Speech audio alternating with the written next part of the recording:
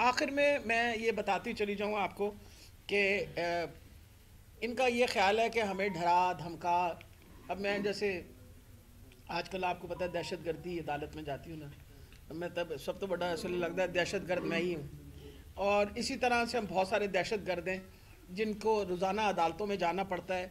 GIT बनाई गई, जिन्होंने ऑपरेशन किया उन्हीं की GIT बन गई, यानी जिन्होंने जुल्म सितम किया उन्हीं की GIT बना के उन्हीं को कहा कि जी हमारी पूछ कुछ करें।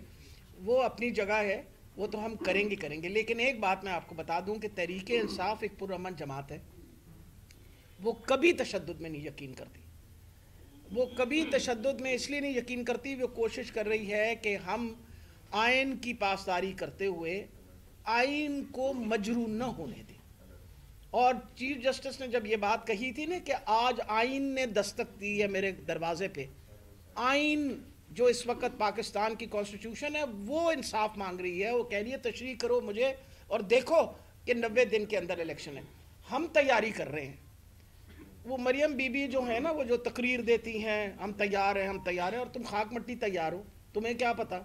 यानी इलेक्शन अनाउंस हो गया, कागज जमा हो गए, स्क्रूटनी हो गई, सारे कुछ होने के बाद आपने इलेक्शन पोस्टपोन करवा दी और आप कहते हैं आप तैयार हैं। तैयार तो हम हैं।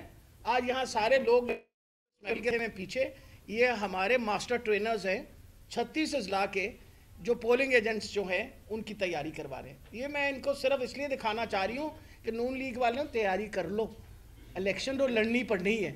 आज नहीं लड़ोगे तो कल लड़ोगे तो सही ना। इलेक्शन तुम्हारी तैयारी नहीं है, हमारी तैयारी मुकम्मल तौर है। डोर टू डोर हो रहा है, आपको पता है, रैलीज हमारी हो रही हैं, आपको ये पता है कि हमारी सारी ट्रेनिंग्स भी हो रही हैं। इसलिए इलेक्शन तो होना है। वो तुम अपना वो कहते हैं ना, बकरे की माँ कब तक खैर मनाएगी। ये तो आनी है, कुर्बानी की ईद तो आनी है, देखना पड़ेगा कि क्या होगा। इसलिए मेहरबानी करके आप ये करिए कि ये वक्त मुल्क के लिए बहुत मुश्किल वक्त है। आपकी मईशत तबाह हुई हुई है, इस वक्त हालात ख़राब से ख़राब तर हो चुके हैं, लोग एक वक्त की रोटी को तरसे में हैं। आपने हर किस्म की वो कहते हैं कानून जो है उसकी धज्जियाँ उधेड़ दी, जिस तरह पुलिस वालों ने पिछले दिनों जुल्म जिस तरह मियाँ साहब ने फरमाया किया है। और उसके बाद आज आप सारे खड़े हो के और ऊंची ऊंची बातें करते हैं। तो हमारे लिए तो बहुत ज़रूरी है कि इलेक्शन हो, दूध का दूध और पानी का पानी हो जाएगा। तो नजर आ रहा है सामने लिखा हुआ है जुल्म मिटने के लिए 2 चीजों से मिटेगा भाई। एक, अदल की कुर्सी पे जो लोग बैठते हैं ना, वो अदल के हिसाब से फैसले करने लगे।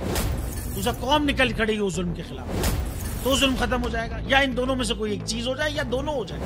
अगर 420 का मुकदमा था, उस वक्त अदलिया में जो लोग बैठे हुए केस देख रहे थे वो पूछते ना यार चीट हुआ कौन है। जब उनको दिखता कोई चीट नहीं हुआ, केस खत्म कर देते। तो जालिम जुल्म कर ही नहीं पाता। 9 जजेस ने नोट बिफोर किया मेरे केस को यार, 1.5 साल चला। शख्सी जमानत का केस, सेम केस इस्लामाबाद में कर दिया। एक ही इल्जाम पे 2 केस हो नहीं सकते भाई। मतलब 60 दिन का वक्त होता है, 102 दिन के बाद मैं जीत गया, केस बरी हो गया, 102 दिन के बाद अपील फाइल की, एक्सेप्ट कर ली। नहीं करते ना एक्सेप्ट, खत्म हो जाता ना जुल्म यार। भरी अदालत में मुझे बरी कर दिया, फिर पता नहीं क्या हुआ, 2.5 घंटे बाद का नोट बिफोर, मैं नहीं सुनता ये केस। खड़े रहते अपने फैसले, मिट जाता जुल्म। अल्लाह ताला ने बिठाया इन कुर्सियों पे इनको यार, ये अल्लाह ताला की तरफ से फैसले करने हैं। तो या तो ये फैसले आएंगे, जुल्म मिट जाएगा, या कौम खड़ी हो जाएगी जुल्म के खिलाफ।